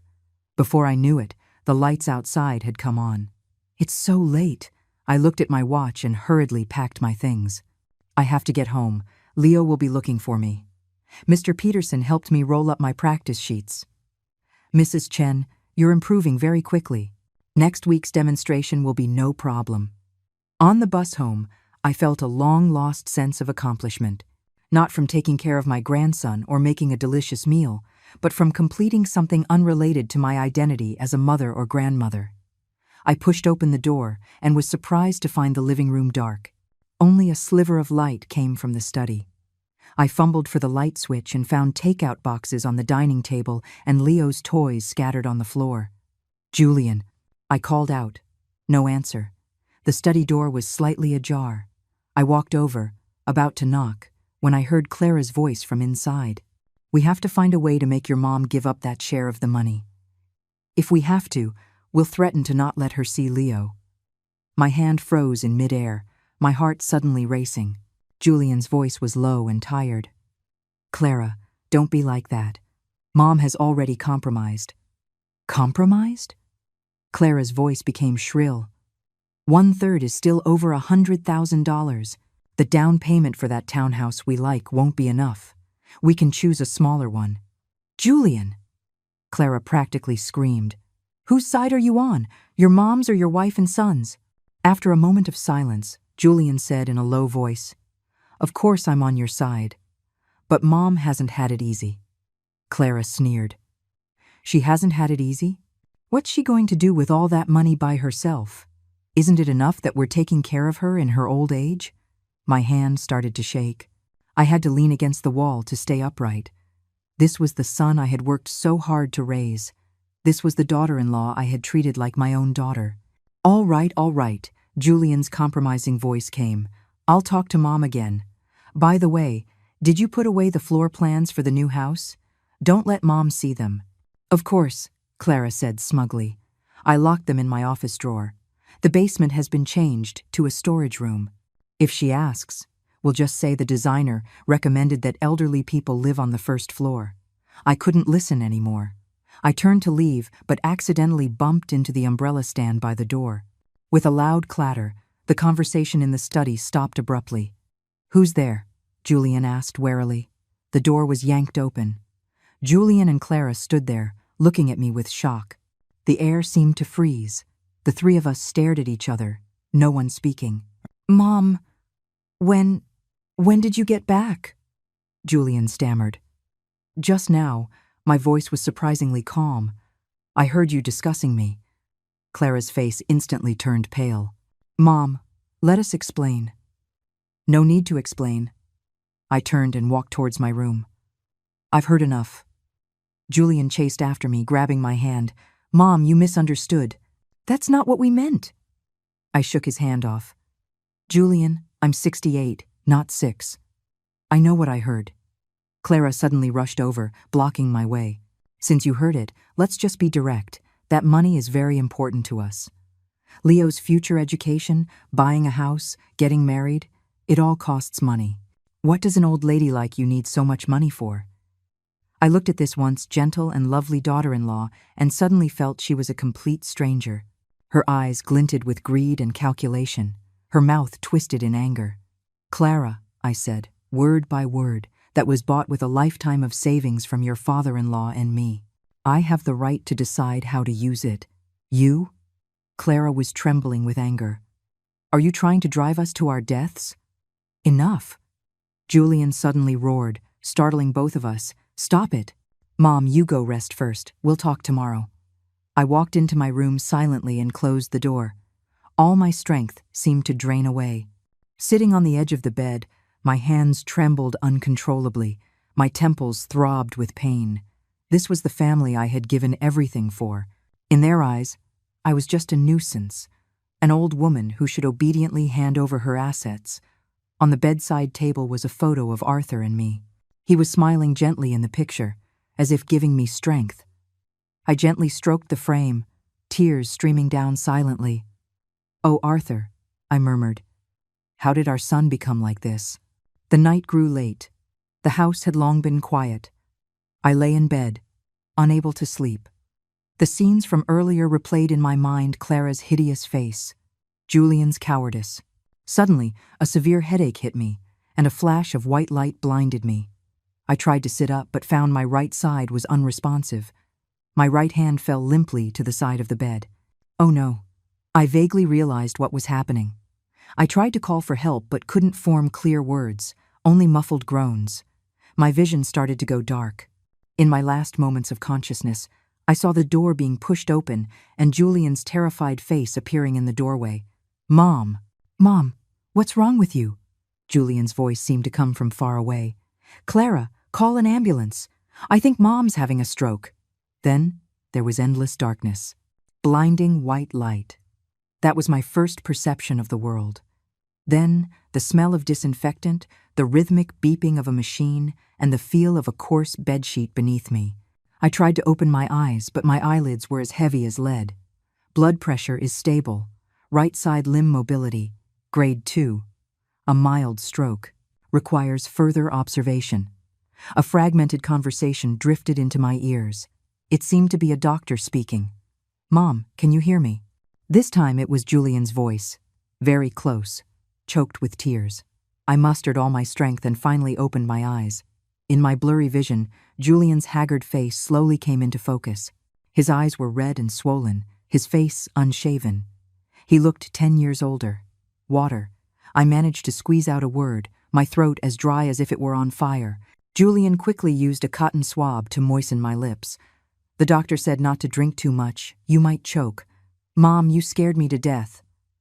I slightly moved my eyes, taking in my surroundings. It was a 2-person hospital room. I was by the window. The other bed was empty. It was an overcast day outside, impossible to tell the time. What time is it? I asked hoarsely. 3 in the afternoon. Julian looked at his watch. You were unconscious for a day and a night. I tried to move my right hand. I could only feel a faint sensation. I couldn't lift it. My right leg was the same. My left side could move, but any large movement made me dizzy. The doctor said you had a mild stroke. Julian held my left hand. Your right side is temporarily weak, but it can be recovered through physical therapy. I nodded, then suddenly remembered something. Leo? He's at Clara's parents' house. Julian lowered his head. Clara has an important project at work. She can't get away. I closed my eyes, my heart turning cold. My daughter-in-law wouldn't even visit me in the hospital. This was the family I had taken care of for 3 years. Mom? Julian hesitated. About that night, Don't say it, I interrupted him, my voice weak but firm. I heard everything. Julian's face turned pale. Mom, those were just angry words. We didn't mean it. Julian, I looked him straight in the eye. I'm 68, not 6. I know the difference between angry words and what you truly mean. He hung his head in shame, his hands clenched into fists. I'm sorry, Mom. I'm so sorry. I didn't respond, just turned my head to look out the window. The sky was gloomy, looking like it was about to rain. The room fell silent, with only the beeping of the monitor echoing. A nurse came in to check my blood pressure and IV, breaking the awkward silence. After she left, Julian, as if finding an excuse to change the subject, said, The doctor said you need to be observed in the hospital for 2 weeks. Then we'll see if you need to be transferred to a rehabilitation facility. What about the cost? I suddenly asked. Julian was taken aback. What? The hospital bills, the treatment fees, I said calmly. My insurance doesn't cover much. That, Julian stammered. Don't you worry. Clara and I will figure something out. I gave a cold laugh. With my demolition money. Julian's face flushed. Mom, that's not what I meant. Then what did you mean? I pressed him. Weren't you in a hurry to use that money to buy a townhouse? Julian was at a loss for words. After a long while he mumbled, Mom, you need to rest now. We'll talk about this later. Just then, the door to the room opened and a familiar figure walked in. It was Mr. Peterson, holding a bouquet of flowers. Mrs. Chen. He walked quickly to my bedside. I heard you were hospitalized. I came to see you. I looked at him in surprise. Mr. Peterson, how did you... The nurse at the community center told me. Mr. Peterson placed the flowers on the bedside table. Everyone is worried about you. Julian stood up awkwardly. This is James Peterson, my mom's calligraphy teacher. Julian Chen, he introduced himself. My mom's son. Mr. Peterson shook his hand, his expression complex. He turned to me. Mrs. Chen, don't worry about the class. Just focus on getting better. Pat and the others all said they wanted to visit, but I was afraid it would be too many people and disturb your rest, so I told them to come in a few days. I was so moved my eyes welled up. Thank you. I'm sorry to have worried everyone. Mr. Peterson asked about my condition and said he could connect me with a very good physical therapist. The whole time, Julian stood to the side, looking out of place. After a while, Mr. Peterson got up to leave. You rest well. I'll come see you again. Before he left, he gave Julian a meaningful look. Family is the most important thing. I hope you cherish it. After Mr. Peterson left, Julian was silent for a long time. Suddenly, he said, Mom, I'll go buy you some fruit, and then hurried out of the room. I lay alone in the hospital bed, looking at the flowers Mr. Peterson had brought a bouquet of carnations and baby's breath, simple and fresh. The card read, Wishing Mrs. Chen a speedy recovery. From all the members of the community center calligraphy class. A simple greeting, but it brought tears to my eyes. These people I had known for only 2 weeks cared more about me than my own family. In the evening, the door to the room opened again. I thought it was Julian, but instead I saw Pat peeking in. Mrs. Chen, she whispered, holding a thermos. I snuck in. The nurse wouldn't let non-family members visit. I was so happy I tried to sit up. Pat quickly stopped me. Don't move, just lie down. She opened the thermos, and a fragrant aroma immediately filled the room. I made some chicken soup. It's good for recovery. With Pat's help, I drank a few sips of the hot soup. My stomach instantly felt warm. Where's your son? Pat looked around. Why isn't he here? He went to buy something, I said softly. Pat pursed her lips. You're in the hospital, and he has time to go shopping? She lowered her voice. Mrs. Chen, let me tell you something. My son was the same way. When I was sick in the hospital, he was busy looking at houses with his wife. I shook my head with a bitter smile. Pat, please don't. Okay, let's not talk about sad things. Pat patted my hand. Did you know? Mr. Peterson had your Harmony in the Family piece framed. He said he's going to put it in the most prominent spot at the exhibition. I looked at her in surprise. I wrote it so poorly. Who says? Pat's eyes widened. Mr. Peterson said your characters have a strong structure that you must have practiced since you were a child. As we were chatting, the door was suddenly pushed open. Julian stood there with a bag of fruit, clearly surprised to see Pat. And you are? I'm a friend of Mrs. Chen's. My name is Pat. Pat stood up, looking Julian up and down. You must be her son, right? You look just like her. Julian nodded awkwardly. Hello. Thank you for visiting my mom, Pat said meaningfully. Mrs. Chen is very popular at our community center. Everyone loves her. You're very lucky to have such a wonderful mother. Julian's face turned red, then pale. He could only nod in agreement.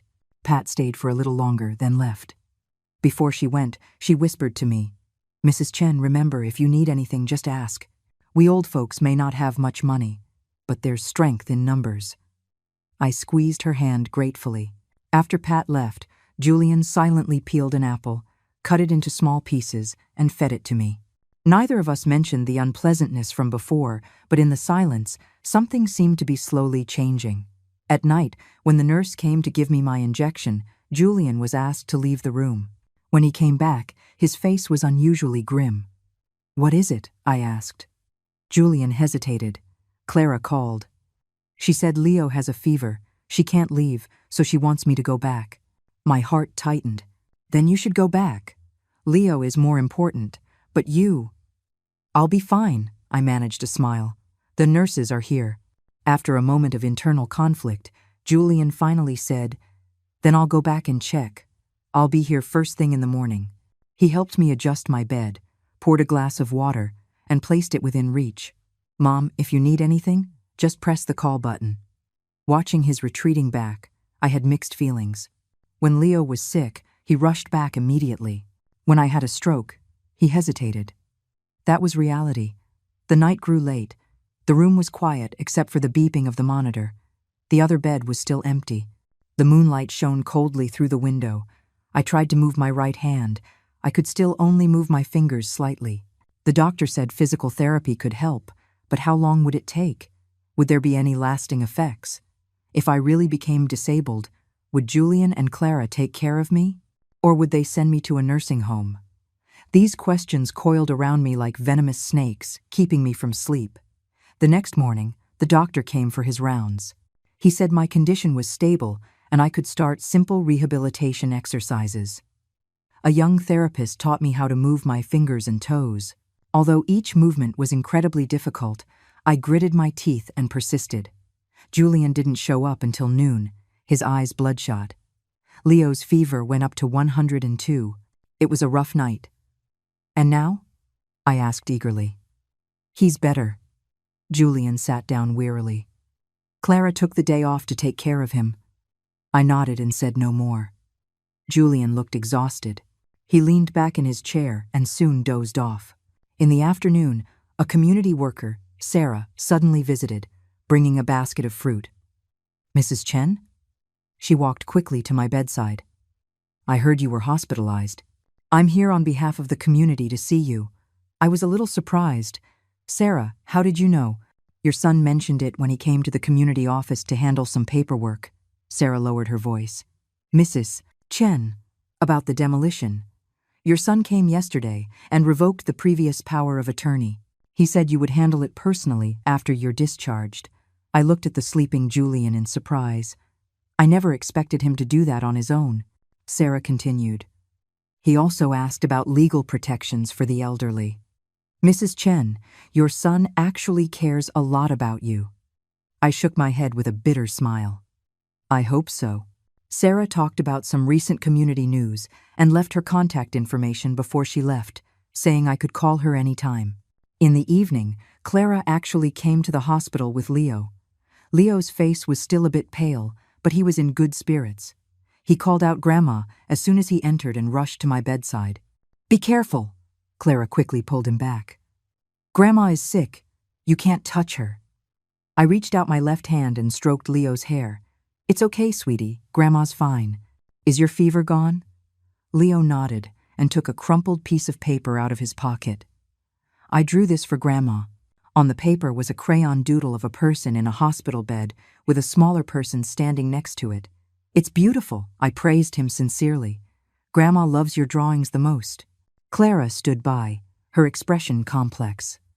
"Mom, are you feeling better?" "Much better," I said calmly, noticing the dark circles under her eyes. It seemed Leo's illness had taken a toll on her too. Clara wrung her hands. "Don't worry about the medical bills. Julian and I have discussed it. We'll pay for it with the demolition money," I asked directly. Clara's face flushed. "No, I mean, with our savings." Leo looked up curiously.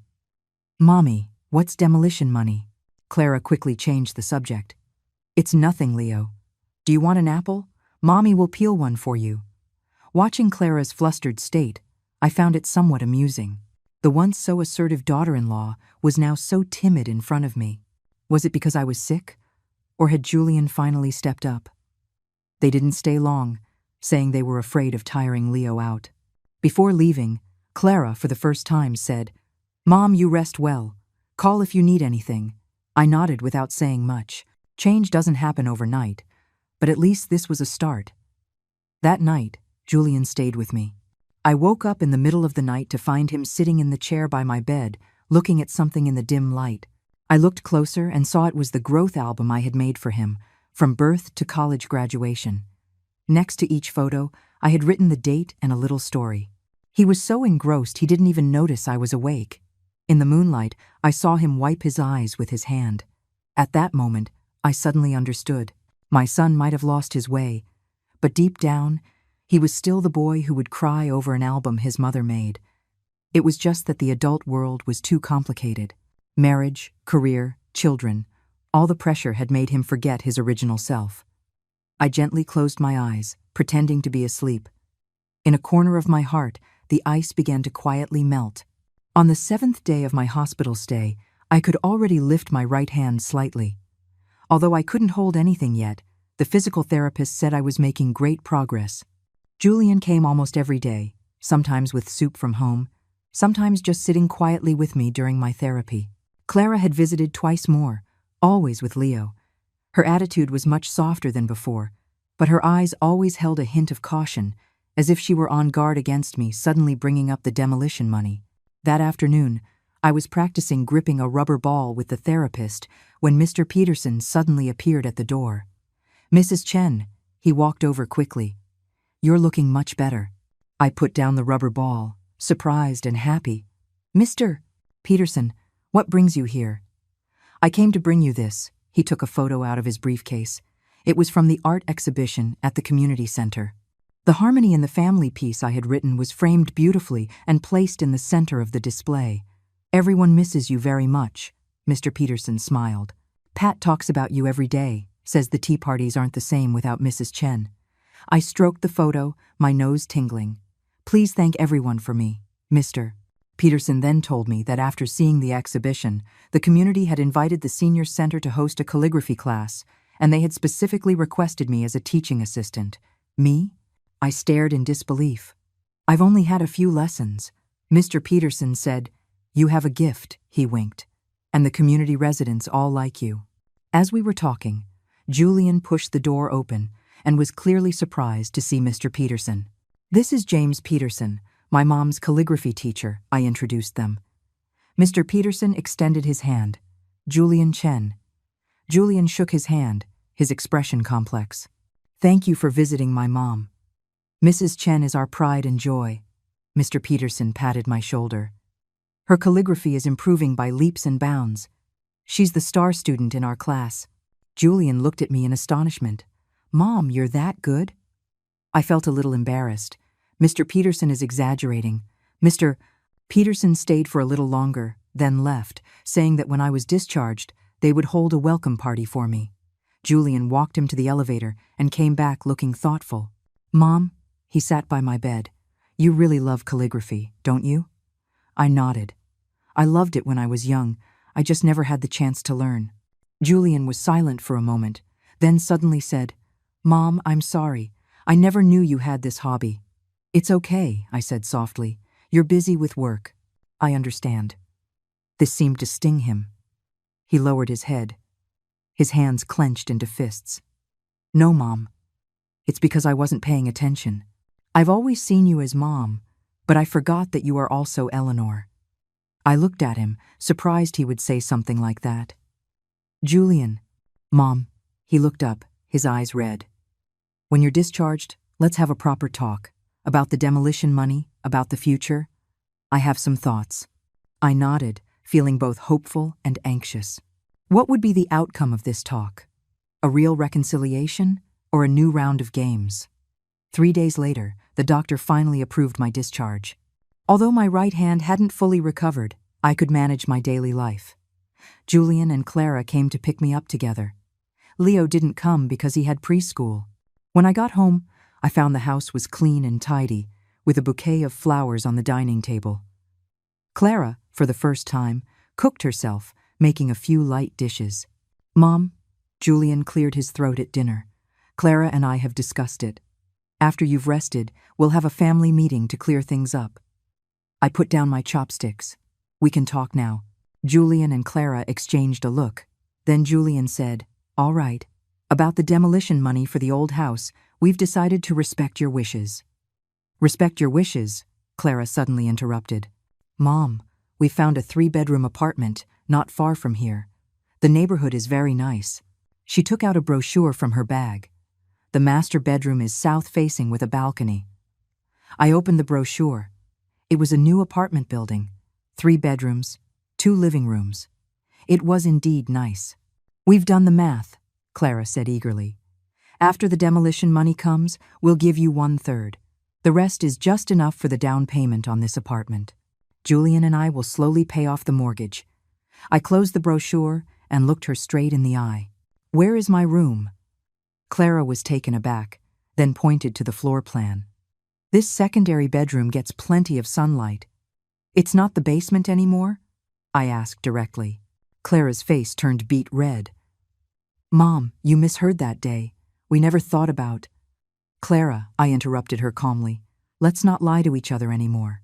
What I heard, what I saw, I'm clear about it in my heart. The dining table fell silent.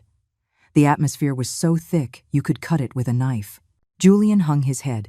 Clara bit her lip, her fingers fidgeting. Mom, Julian finally spoke. We were wrong. We were really wrong. I've thought a lot during this time. He took a piece of paper out of his pocket and pushed it in front of me. This is a new distribution plan I made. Take a look. I picked up the paper. It detailed a new plan for the demolition money. 40% for me, 60% for them to buy the new house. The new house's title would have all three of our names, and I would decide the style of my room. Why the sudden change of heart? I put down the paper and looked Julian in the eye. Julian took a deep breath. Mom, the night you were hospitalized, I looked through the growth album you made for me. Next to every photo, you had written the date and a story from that time, from my birth until now. His voice choked up. It was only then that I realized you remember every important moment of my life, but I didn't even know you liked calligraphy. Clara shifted uncomfortably but said nothing. Also, Julian continued, that day Mr. Peterson came to see you. He said you were their pride and joy. I suddenly felt so jealous. My mother is such a treasure in others' eyes. Why did she become a burden in mine? My eyes welled up, but I held back the tears. Mom, Julian grabbed my hand. Give me a chance to make it up to you. I know I hurt you, but I really regret it. Clara suddenly stood up. I'll go check if Leo's clothes are washed, and then hurried out of the dining room. Julian watched her leave and sighed. Clara, she knows she was wrong too. She's just too proud to admit it. I shook my head. Julian, change takes time. A simple I was wrong can't erase all the hurt. Then what should we do? Julian asked eagerly. How can we make you forgive us? It's not about forgiveness, I said softly. It's about rebuilding trust. I took out my phone, found a photo, and showed it to him. It was a picture of a senior living community well equipped, with a medical center, activity rooms, and even a small garden. I looked into this while I was in the hospital, I explained. I want to use my share of the demolition money to pay the fees here and move in. Julian's face changed drastically. Mom, you're going to leave us? Not leave, I shook my head, but find a lifestyle that's more suitable for me. There, I'll have my own space and can participate in various activities. You can come visit me anytime. Leo can stay over on weekends. But Julian was at a loss for words. Didn't we agree to live in the new house together? Julian, I held his hand. A mother-son relationship doesn't end just because we live apart. On the contrary, a little distance might be good for both of us. Julian lowered his head in pain. Mom, you don't trust us anymore, do you? I was silent for a moment, then answered honestly. Yes, at least, not enough right now. But this isn't the end. It's a new beginning. Clara had returned to the doorway at some point and overheard our conversation. To my surprise, she didn't object. Instead, she said softly, Mom, if you really want to live in a retirement home, we can help you choose a better one. It's not a retirement home, I corrected her. It's a senior living community. They have a lot of activities, people my own age to socialize with, and professional nursing staff. But Leo will miss you, Clara said weakly. I'll come back often to see him, I said with a smile. Or you can bring him to my place to play. A little distance in a relationship might be better than being crammed together and complaining about each other. Julian and Clara looked at each other, not knowing how to respond. Also, I continued, I plan to use part of the money to set up an education fund for Leo, specifically for his future schooling. Clara's eyes lit up. Really, Mom? Of course, I nodded. He's my grandson. I love him. This seemed to touch Clara. Her eyes turned red, and she suddenly started to cry. Mom, I'm sorry. I'm so sorry. I handed her a tissue and didn't say much. Some wounds need time to heal. Some trust needs to be rebuilt through actions. That night, we reached a preliminary agreement. After the demolition money came, 40% would be mine for the senior community fees and Leo's education fund. 60% would go to Julian and his family for their new house. The new house would have a room reserved for me, and I could stay there any time. As for the senior community, I planned to try living there for 3 months to see if it suited me. Before bed, Julian came to my room, holding an old box. "Mom, I found this when I was cleaning out the study." I opened the box. Inside were all my paintings and design sketches from when I was young. Some had yellowed, but they were well preserved. I had completely forgotten about these. "You see," Julian said softly, "you were so talented once, but you gave it all up for me and Dad." I stroked the yellowed drawings, memories flooding back. Yes, I once had dreams, hobbies, an identity other than mother and wife. "Mom," Julian knelt before me, looking up at me like he did when he was a child. "I support your decision to go to the senior community. Not because I don't want to take care of you, but because I want you to find yourself again, to be as happy as you are at the community center." My tears finally fell, dripping onto those youthful dreams. Julian hugged me, gently patting my back, just like I used to comfort him. At that moment, I felt like I could see the light at the end of the tunnel. Maybe we really could find a new way to get along, not through sacrifice or demands, but through mutual respect and fulfillment. 3 months later, sunlight streamed through the floor to ceiling windows, illuminating the calligraphy piece I had just finished. The 4 large characters, spring blossoms, autumn fruits, stretched across the paper, the ink still wet, glistening in the Sunday Mrs. Chen. "This piece is magnificent, Mr. Peterson stood beside me, full of praise. "Your brushwork is becoming more and more steady." I put down my brush and flexed my right wrist. After continuous physical therapy, my right hand had recovered 80% of its function. Writing and painting were no longer a problem. "Let's use this one for next week's community exhibition," I said with a smile. "Excellent." Mr. Peterson helped me roll up the paper. "By the way, for tomorrow's intergenerational communication event, is your son confirmed to attend?" I nodded. "He said he would come." 3 months ago, I had moved into this high-end senior living community. Although Julian had accepted my decision, he was clearly reluctant.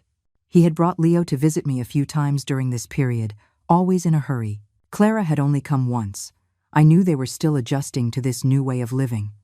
"Take it slow," Mr. Peterson said, as if reading my mind. "It takes time to mend family rifts." As we were speaking, my phone rang. It was a message from Julian. "Mom, what time does the event start tomorrow?" I took a half-day off. I replied with the time, a flicker of anticipation in my heart. I had proposed this intergenerational event, inviting family members to visit the community, understand the lives of the elderly, and promote mutual understanding. Many residents' children had agreed to come, but I was most concerned about Julian's attitude. The next morning, the activity center was decorated warmly and grandly. The walls were adorned with residents' calligraphy and paintings, and long tables were set with pastries and fruit. As one of the event organizers, I arrived early to help. At 10 o'clock, the family members began to arrive. Pat's son came with his grandson. Another resident's daughter came, pushing her father in a wheelchair. I kept looking towards the entrance, searching for Julian. "Don't be nervous," Pat patted my shoulder. "Your son will come." Sure enough, around 10:30, Julian appeared at the entrance alone, wearing a casual suit and holding a bouquet of flowers. I went to greet him. He handed me the flowers somewhat shyly. "There was traffic. It's okay. I'm glad you came." I took the flowers and showed him around the event. Julian looked around curiously, the calligraphy display, the handicraft booth, the wall of activity photos. His gaze lingered for a long time on my calligraphy work. "Mom, did you really write this?" He pointed to the harmony in the family piece, his voice filled with disbelief. "Of course," I said proudly. "Mr. Peterson says I have a talent for it." Julian shook his head and smiled. "In my memory, you only knew how to do housework and take care of Leo. I never knew. People have many sides, don't they?" I said softly. "Just like you are not only Clara's husband, Leo's father, and a manager at your company, but also my son." Julian nodded thoughtfully. After the event officially began, I went on stage as a representative to speak about my life in the senior community, the calligraphy class, the tea parties, the fitness courses, and how these activities helped me rediscover my self-worth. In the audience, I saw Julian listening intently, his expression softening. Many children think that bringing their parents to live with them is the definition of filial piety, I continued. But sometimes, a little distance and independent space can actually make family relationships healthier. Here, I am not only a mother and grandmother, but also Eleanor, a student in the calligraphy class, an organizer of community events. After my speech, there was thunderous applause. Julian stood in the back row, clapping particularly hard, his eyes shining. During the free time, he took the initiative to find Mr. Peterson and ask about my calligraphy studies, chatted with Pat to learn about my daily life, and even tried the desserts from the community cafeteria, saying they were better than the cafe downstairs from his office. "Mom," he said, holding my hand after the event, "can I see your room?" I took him to my little apartment, a one-bedroom, not large but with great lighting. The walls were decorated with my calligraphy. My desk was set up with art supplies, and the balcony had a few potted plants. "This is really nice."